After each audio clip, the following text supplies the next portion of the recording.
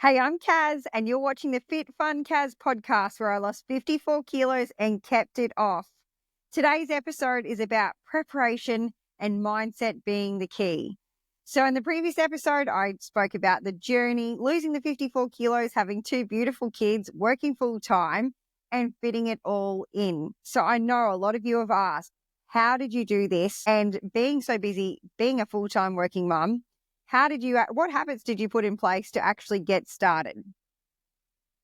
So let's take a walk down memory lane. I am now losing my weight. I am losing past my 8 kilo mark because that seemed to be my PB. I would always lose about 4 to 8 kilos and then celebrate my wins. And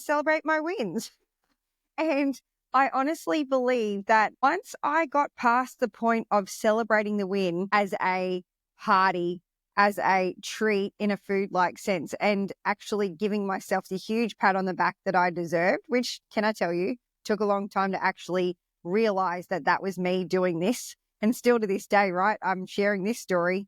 There's still aha moments that I still have of, holy moly, you did that.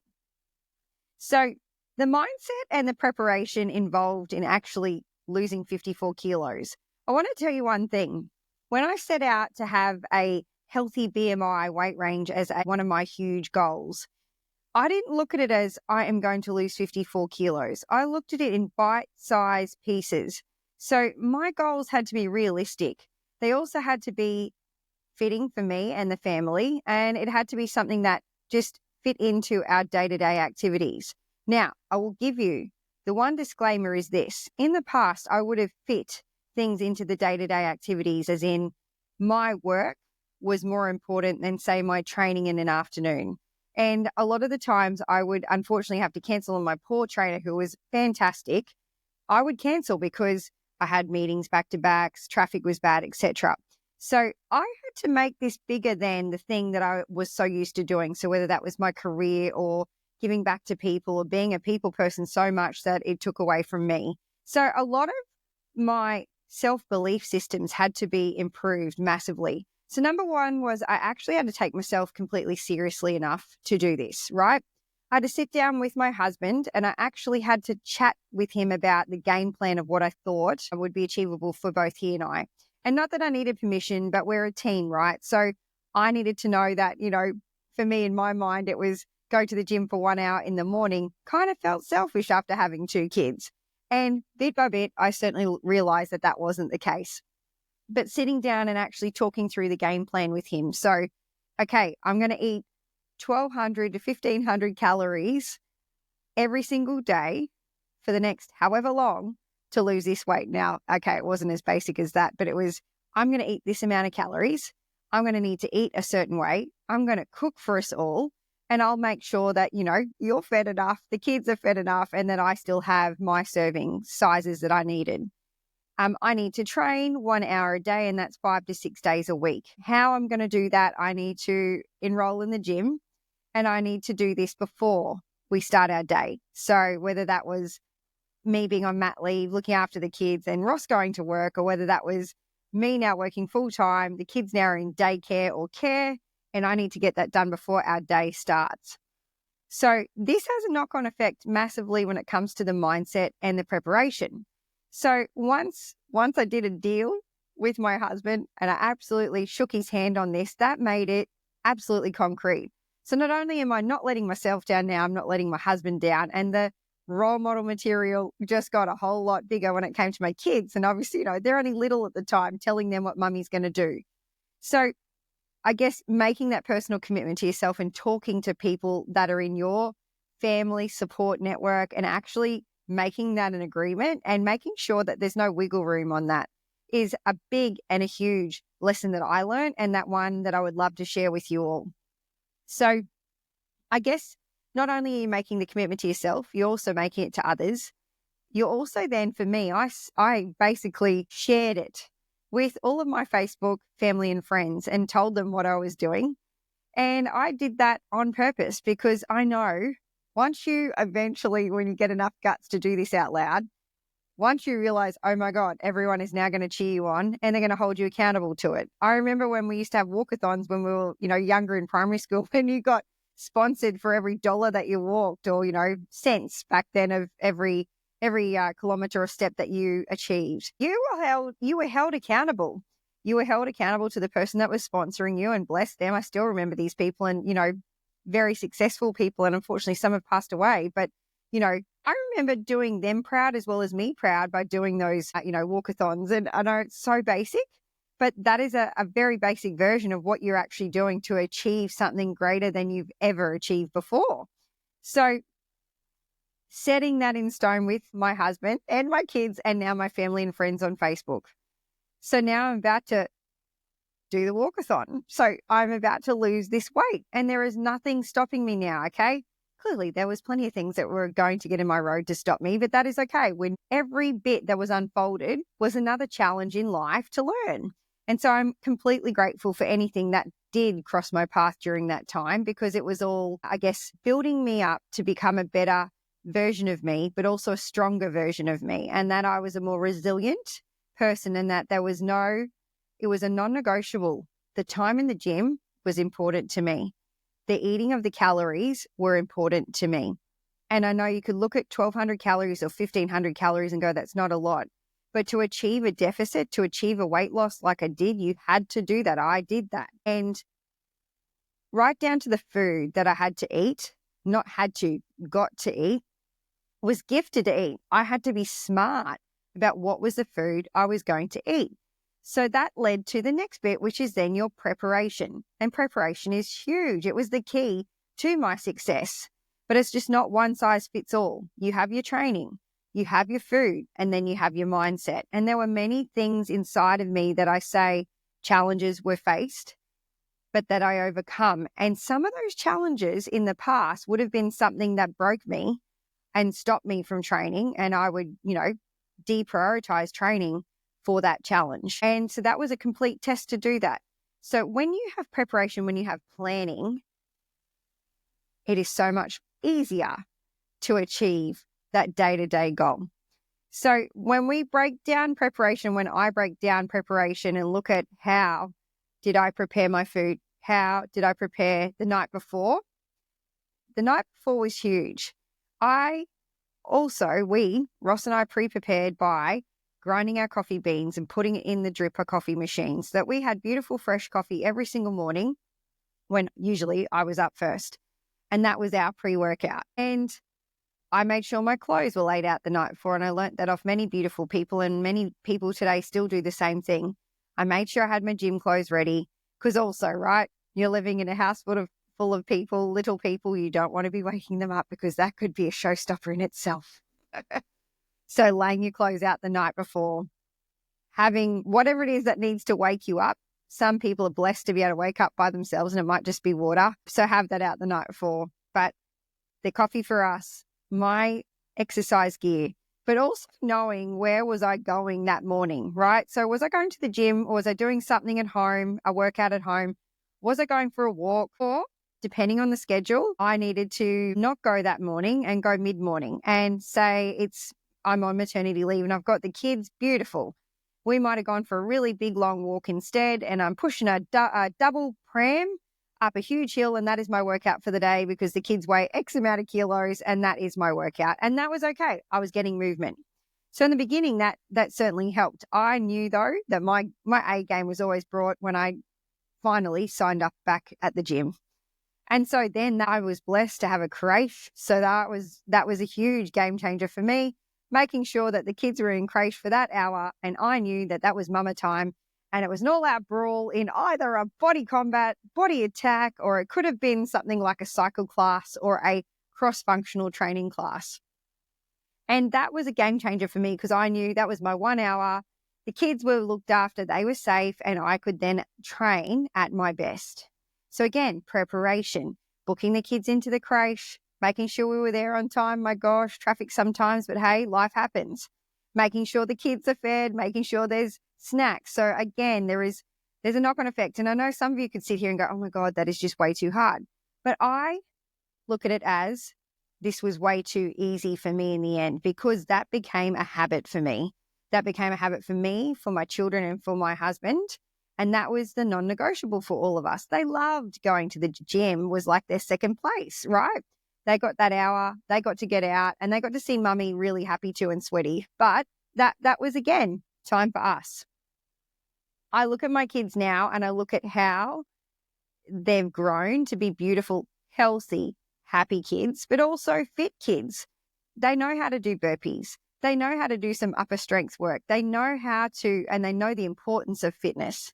So I also know that my grand plan of being the role model for them is paying off. And so I completely underestimated what they would learn and absorb when they were in their younger years to now. And I'm so proud. I'm so proud of them for being able to look at their mum and their dad, because let's face it, my husband also, right? You live in this household, that's what's going to happen. You're going to train, you're going to be your best self. And so he finds his balance. He can train in our shed at home. He used to do CrossFit. Now he just does his own at home. But that is the cool part. You're around people, you live and breathe the success.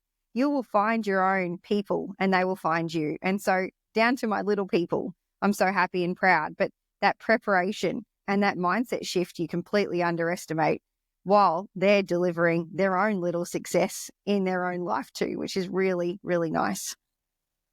So when I look at the food and I look at the preparation of my food, I can easily say there were days where if you ate something that was not healthy, but you craved it, let's say it was a biscuit. I won't use a brand, but there was a biscuit I really loved. It was worth at least 100 calories. That is your snack gone for the day. And boy, did I learn very quickly that is not sustainable, right? So how I ate was a main, a lunch, and a dinner, and I had 2 snacks. And so that was a morning tea and an afternoon tea. And so those mains, they had to be really well thought out. So it had to be good proteins, it had to be good carbohydrates, and really good vegetables. I certainly learned the value of nutrition through my weight loss journey. And I'm grateful I am now a certified nutritionist. So I now especially know the value of nutrition, but learning through, myself organically, can I say, helped massively. And it's all the life experience that you can then bring to future people and clients as well. So I'm so grateful for that. But the value of vegetables. So I knew I had to fill my plate, and grateful that I did learn how to eat like a diabetic, because I ate like a diabetic. So I would have half a plate filled with vegetables. I'd have a quarter plate filled with protein, and the other part of the quarter was the carbohydrate. So it could have been, a form of a rice, a pasta, or, a potato, for example, or a sweet potato. As the journey evolved, I then obviously learnt about the difference in carbohydrates. But at that point, I was clueless and I was completely happy, and it still fed me and I still lost my weight. So it wasn't until down the track about micro and macronutrients. But again, I definitely didn't know anything about that.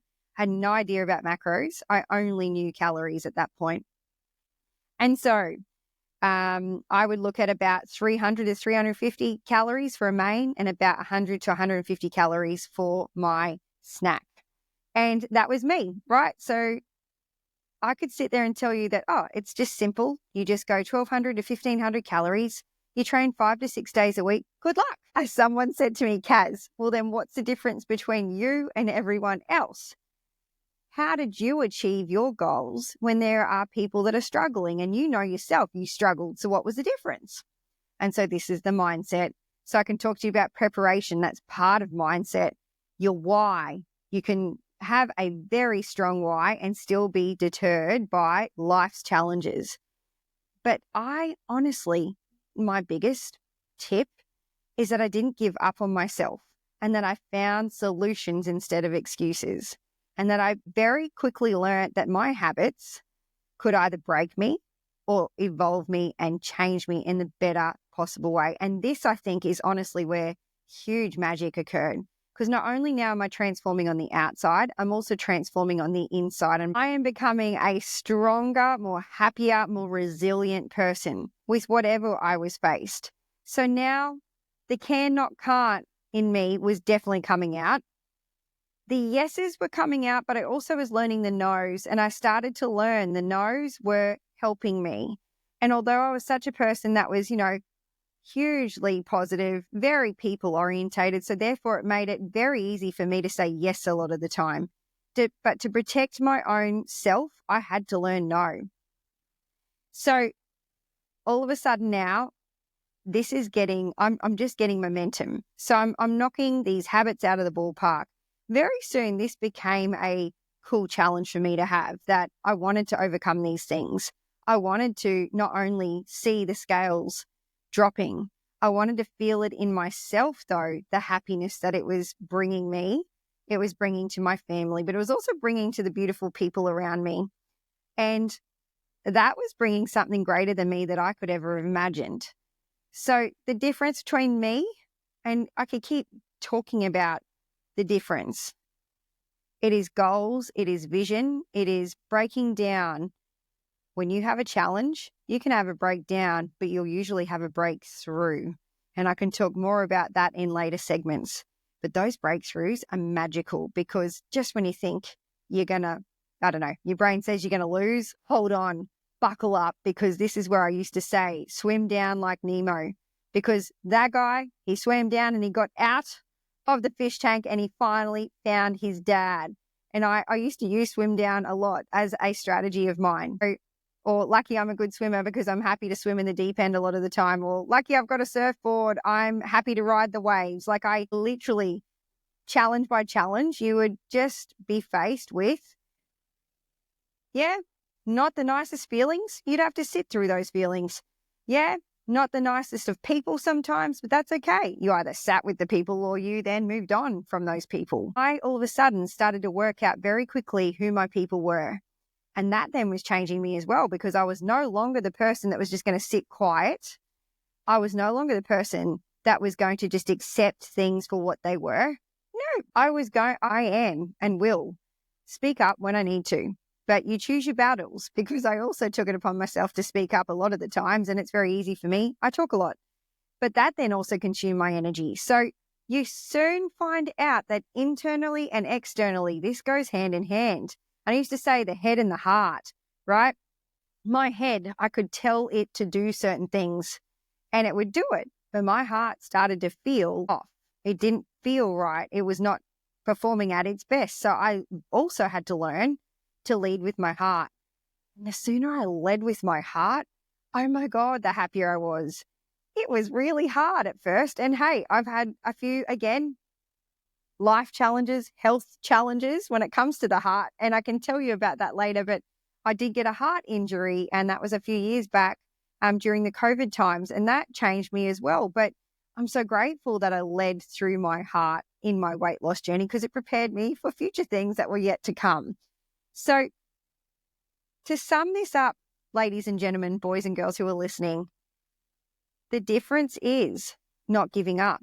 The difference is how serious, how much love do you want to give to yourself? How serious do you take your life? And how much do you want to take your life back?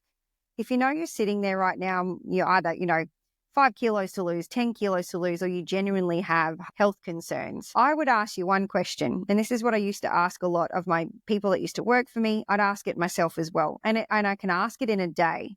What's the one thing that you can do to start taking your life back? So what's the one thing you could do today to start taking your life back, whether that be for health, whether that be for fitness, whether that be for your own weight loss goals, or just happiness? What is it? And then I'm going to ask you, what would be and what is the blockers or the things that are stopping you from achieving that one thing? And lastly, how much do you want this life? How bad do you want it? Because that is the difference. That is the difference that I had. I wanted it bad enough, and I was going to achieve it, and I was never giving up on myself. I was setting the plans. I was preparing the night before. I was going to the gym classes. I was eating the calories, and I changed my mindset. I changed the habits bit by bit, day by day, and that's how bad I wanted it. So thank you so much, everybody, for listening to this episode. I am so grateful you've listened this far. There is so much more to come. Like and subscribe to this channel. I am Fit Fun Kaz. If you have any comments or you need any help on future segments, please comment below. And I cannot wait to chat with you all very soon. Thank you so much. I'm extremely grateful, and I will chat with you soon. I am Fit Fun Kaz signing off.